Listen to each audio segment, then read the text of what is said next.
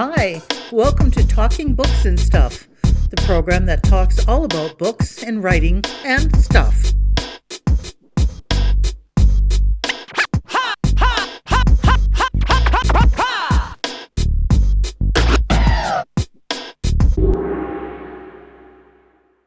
Here's your host, Dennis Rimmer.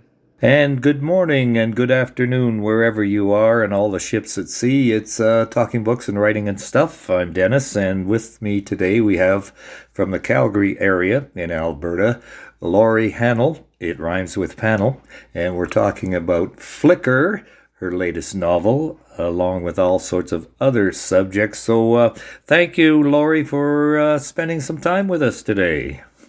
Well, thank you, Dennis, for your invitation to talk this morning.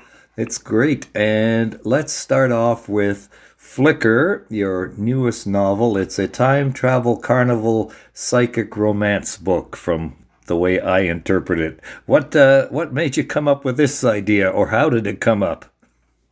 Well, it's a story that's been floating around in my mind for a very long time. When I was a teenager, I read a few time travel novels.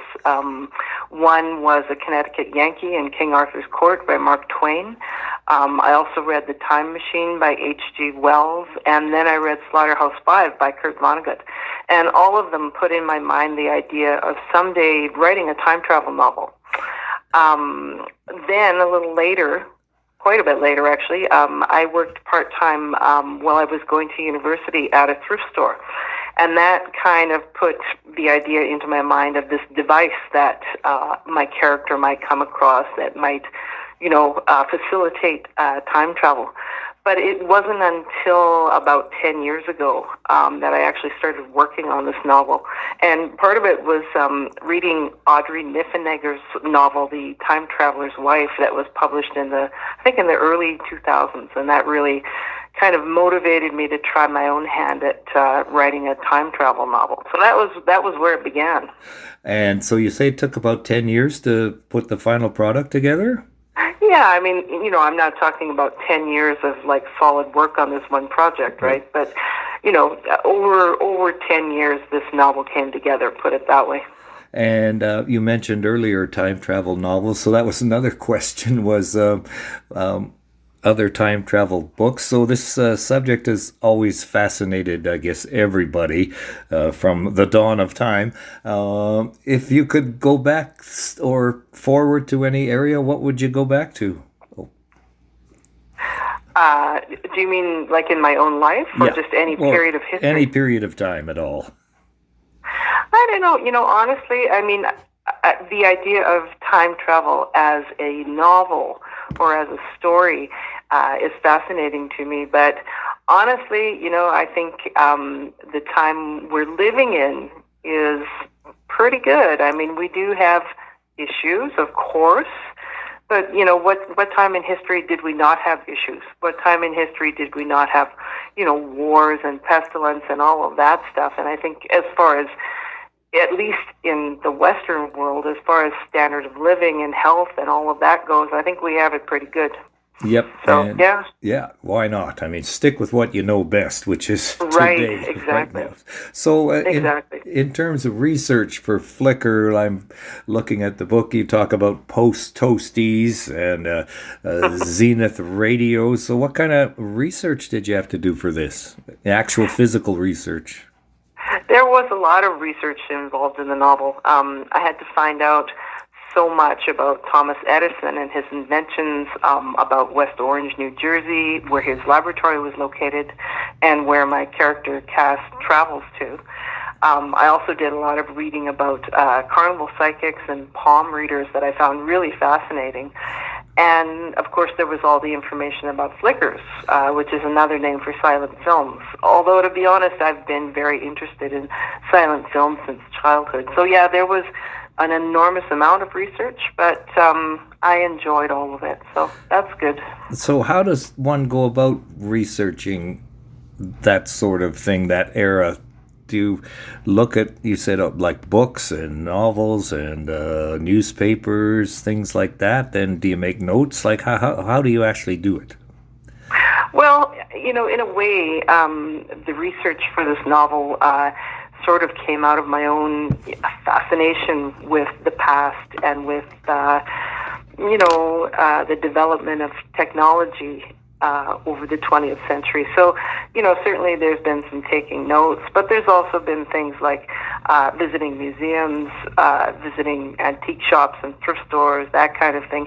And not even necessarily with an eye to doing research for this novel. A lot of it was just, my own personal fascination with this kind of stuff. So the research and my own obsessions kind of combined to give me a basis for research, if that makes sense.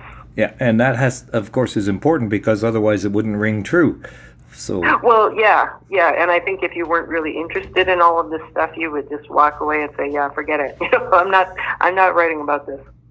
So, on a broader scope picture, what kind of a daily routine do you have when it comes to writing, or do you have one at all? I do. I'm actually fairly disciplined about it, and I think it comes out of the schedule I kind of arrived at when my kids were very small. When my kids were quite small, I thought, if I don't carve out some time for myself and stick to that schedule, I'm never going to get any writing done. So I started writing when they were napping in the afternoon. And, now they're both grown up and moved away and, they finished university and all that stuff, but I'm still writing in the early afternoon at exactly the time that they napped, just because it works for me. So if I have, other things that I need to do, I do them in the morning.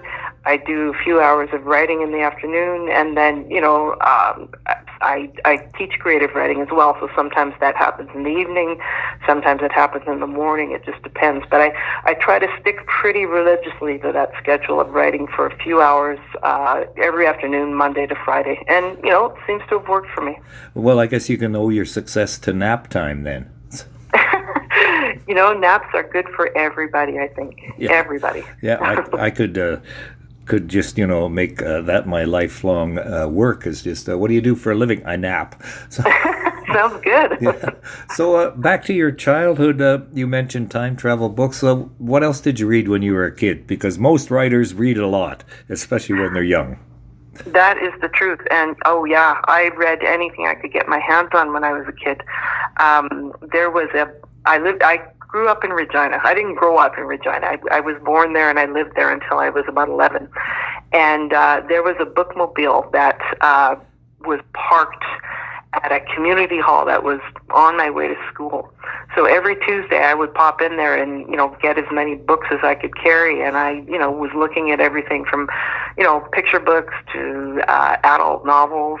A little bit later on, I was a library page at my school. And that's a great thing for a writer to do, shelve books, because, man, you're exposed to a lot of things that you wouldn't otherwise read. And then later on, in university and afterwards, I worked for Calgary Public Library. And again, I would recommend anybody who's interested in writing, get a job in a library, because you are exposed to so many books. And I will read all kinds of things, really. I'm a pretty voracious reader. What are you reading right now? Just curious. Right now, I'm reading a novel called... what is it called? The Dictionary of Lost Words by Pip Williams, I believe her name is. It's a historical novel about, it's really interesting. It's about the development of the Oxford English Dictionary in the early part of the 20th century. Now, that doesn't sound like a super interesting thing to write a novel about, but it really is fascinating. Recommend it to anyone. And there's so many topics out there that authors come across and then turn into especially nonfiction books, and you wonder, where the heck did they get this idea? But yeah, that sounds great. Who ever thought that there would be such a thing as a dictionary way back when? And then how can you put one together? How do you explain words such as sun or flowers or grain, things like that? Right. Yeah. Right, exactly. So back to the current book, Flicker. Why did the protagonist go back to 1900, the Thomas Edison era. Why that era? I decided to fixate on that era for the purpose of this novel because I feel like that was a time when technology was really advancing at an amazing rate. You know, when you think about it, we at that time there was no such thing as radio. There was no such thing as television. There was film, but it was just in its infancy, and further, people had sort of just started to get electricity in their homes and all of this. So that was happening so quickly at that time. I feel like it's kind of parallel to our era, where the advance of technology is just almost overwhelming for a lot of people, and the literacy that people have to have with these forms of technology, like cell phones, like computers, all of those things. You have to have some level of literacy with it to be able to function really in our society today. So I think there are parallels between those two eras, and that's why I decided to set them together in this novel. Yeah, that's right. You can sort of compare it because 100 years or so, 120 years ago, like airplanes hadn't yet been invented, but they were coming close. Radio, like you say, was very much in its infancy.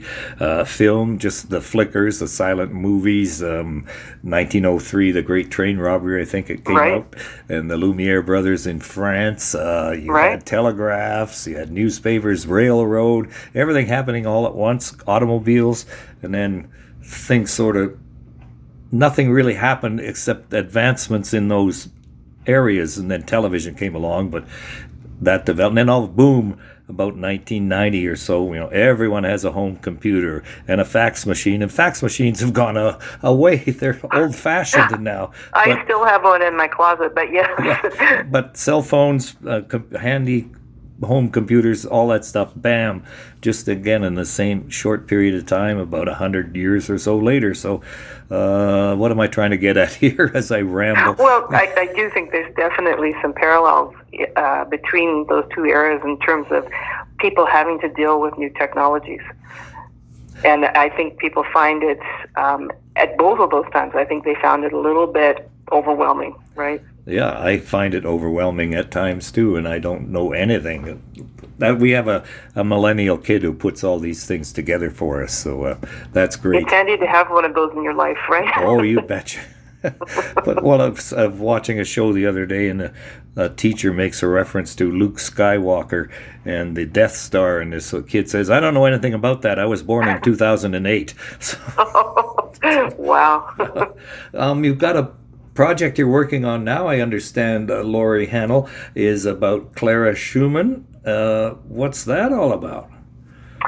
Well, so Clara Schumann was a pianist and composer who lived in Germany in the 1800s. She was the wife of Robert Schumann, who's, somewhat more well-known than her these days. But I find her story fascinating. She was not only a pianist and composer and the wife of Schumann, she was also the mother of 8 children, and the muse and probably lover of Johannes Brahms. So she had kind of a multifaceted effect on the Romantic era of music. And I also feel, in a way, she has something to say to women of my era. So, I'm working on that right now. I traveled to Germany last year to do a little bit of setting research on her life. So I went to 4 cities that she worked in, Berlin, Dresden, Leipzig, and Frankfurt, and saw some of the reconstructed opera houses that she performed in and so on. So it was extremely interesting to have an opportunity to do that. And when do you think that'll be available? That's a good question. I'm not quite finished writing it yet, but, soon, I hope, within a couple of years, maybe. I don't know. Hard to say. Flicker is the current book by Laurie Hahnel. What do you hope readers will take away from this book when they read it? And I'm sure they will, because I'm telling them to right now. So I hope they come away with an appreciation of the fact that even though times change and technologies change, I think that, people remain pretty much the same at their cores. And, what's really important to them is love and connection and feeling, feeling like they're doing something with their lives. So that's what I hope they come away with. And the cover art for the book is fascinating. How did that come about? Did you have a hand in designing it, or? Well, I had some input. I was not the designer. U of C Press has a great designer. Her name is Melina Cusano. And when the book was accepted for publication, they sent out a very extensive form about all kinds of things, but one of them was the cover. And so, I got to talk about what kind of images would work, what the color should look like, and all of that. So I did have a large amount of say in what it looks like, and I'm quite happy with how it turned out. I think Melina did a great job. Yeah, it's a fascinating cover, and the book is fascinating. It's called Flicker by Laurie Hahnel. And as a writer and a writing instructor, basic tips, what do you pass on to your students that seem to be constant tips and suggestions? I think my best advice is to make writing a habit. I don't think you have to write every single day, but I do think you have to commit to writing a certain amount, whatever works for you, whether it's, once a week, whether it's 3 days a week, whatever works for you. So make a habit of writing.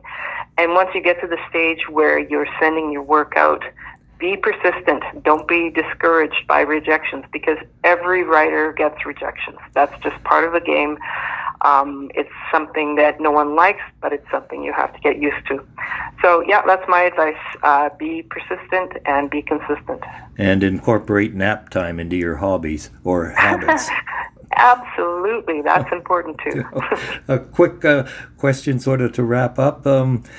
What's the future, speaking of time travel, do you think, for print books, e-readers? Where do you see that going? I like print books myself, but what about the e-reader kind of thing? What are your thoughts on that area? I really don't think that print books are in danger of dying anytime soon. I feel like ebooks are just an alternative form of delivery. I tend to like to read fiction in hard copy format, but I find ebooks are great for when I'm non-fiction ebooks are great for when I'm doing research, because it's so easy to highlight things or mark them up or make notes or whatever. Plus I don't have to have so many books piled up on my desk, right? True. So, but I think readers are adopting both of these formats, and I really don't think that print is in any danger of disappearing anytime soon. So I'm glad we have the choice. Yep, and you don't think that the e-books are going to take over and eliminate print books altogether? I don't think so, no. Good. It's just like how escalators didn't make stairs disappear, right? I mean, we still have them both, right? I guess so. And television didn't make movies disappear, so. That's right. I mean, the movie industry was terrified when television took hold in the early 50s, but they're both still around, so that's good. Okay, Laurie Hahnel, rhymes with Hahnel. Flicker is the book. Please go out and get it, read it. It's from the University of Calgary Press. It's part of the, the series? The Brave and Brilliant series. Brave and Brilliant series. And we've had lots of guests on our program that have been involved in that program, so we're glad to have another one in the form of yourself from the Calgary area. Oh, do you still play in a band? No, oh. I don't. Oh, well. I don't. I do play music for my own entertainment, but I don't play in a band anymore. Oh, well. Well, on that note, we'll say goodbye, and thank you very much for your time today. Thanks so much, Dennis. It's been great talking to you.